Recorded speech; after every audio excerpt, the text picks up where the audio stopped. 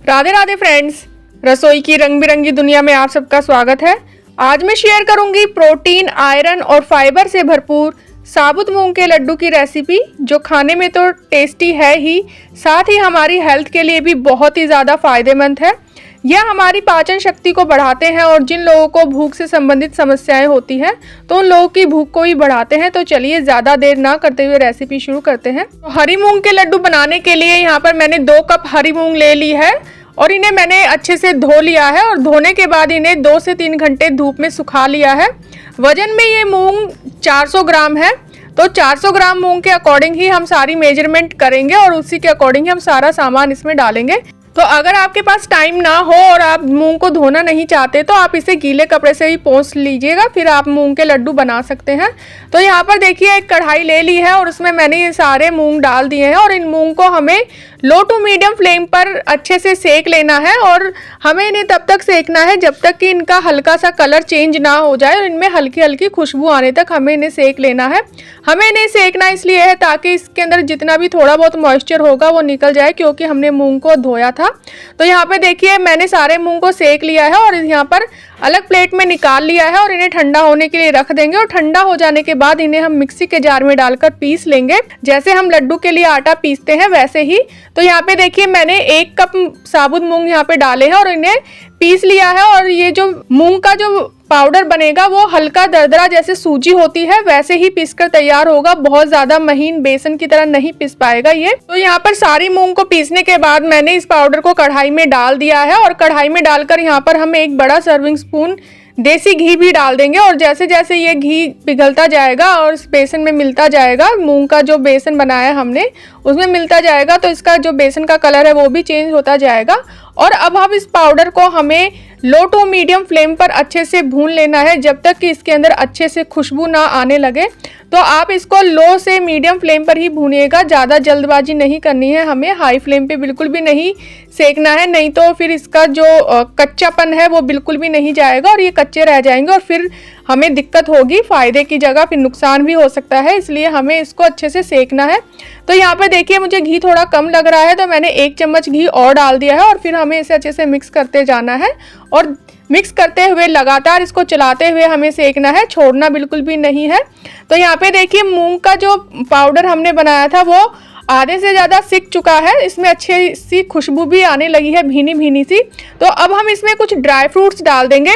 मैंने यहाँ पे ड्राई फ्रूट्स पहले फ्राई नहीं किए हैं, हम इसी स्टेज पर डालेंगे जिससे कि इसी के साथ ही ये सिक जाएंगे। तो यहाँ पर मैंने आधी कटोरी लगभग 100 ग्राम के करीब यहाँ पर मैंने बादाम लिए हैं और 100 ग्राम के करीब ही यहाँ पर टुकड़ों में काट कर मैंने काजू लिए हैं। अब हम इन्हें 3 से 4 मिनट के लिए इस पाउडर के साथ ही सेक लेंगे और इसी के साथ ही अच्छे से भुन जाएंगे।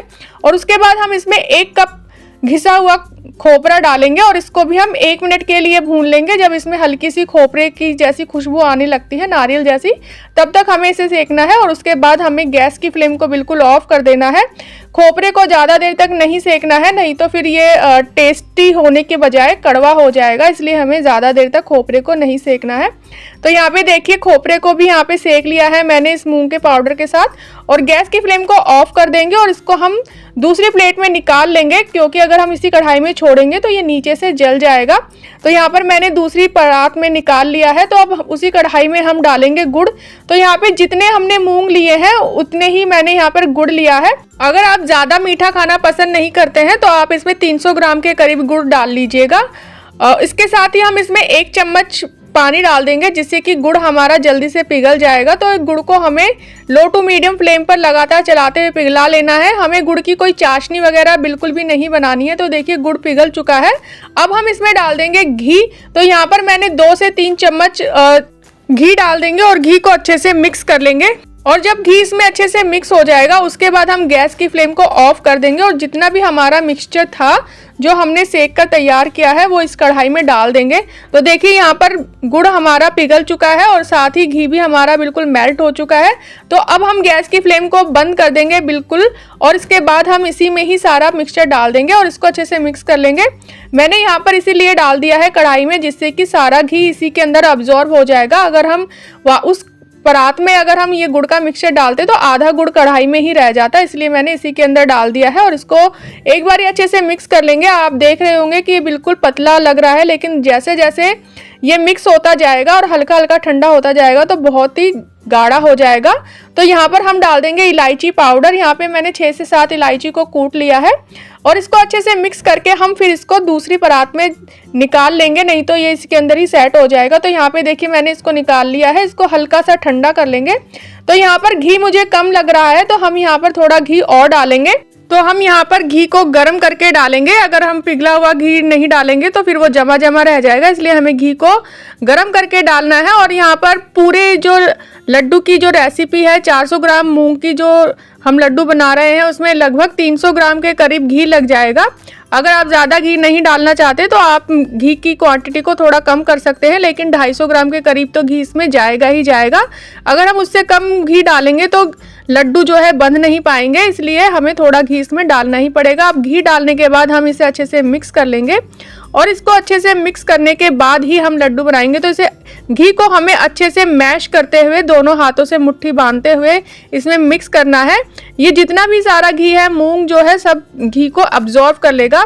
तो जैसे ही हमारा सारा मिक्सचर मिक्स हो जाएगा तो हम इसके लड्डू बना लेंगे। लड्डू आप अपने अकॉर्डिंग छोटे या बड़े जैसे बनाना चाहे वैसे बना सकते हैं, लेकिन क्योंकि ये गोंद के या आटे के लड्डू नहीं है, मूंग के लड्डू हैं, तो और प्रोटीन इनमें बहुत ज़्यादा है, तो इसलिए हमें लड्डू का साइज जो है थोड़ा छोटा ही रखना है। मीडियम साइज के लड्डू ही हमें बनाने हैं, बहुत ज़्यादा बड़े लड्डू नहीं बनाने हैं। फ्रेंड्स, ये लड्डू बढ़ते बच्चों के लिए भी बहुत ही ज़्यादा फायदेमंद होते हैं, तो आप ये लड्डू की रेसिपी एक बार ज़रूर ट्राई कीजिएगा। और ट्राई करने के बाद आपको ये रेसिपी कैसी लगी मुझे कमेंट करके ज़रूर बताइएगा। अगर पसंद आई हो तो लाइक और शेयर कर दीजिएगा, और मेरे चैनल को अभी तक सब्सक्राइब नहीं किया है तो सब्सक्राइब कर लीजिएगा, और सब्सक्राइब करने के साथ ही बेल आइकन को भी ज़रूर प्रेस कर दीजिएगा, जिससे कि आने वाली अच्छी अच्छी रेसिपीज़ की नोटिफिकेशन आपको मिलती रहे।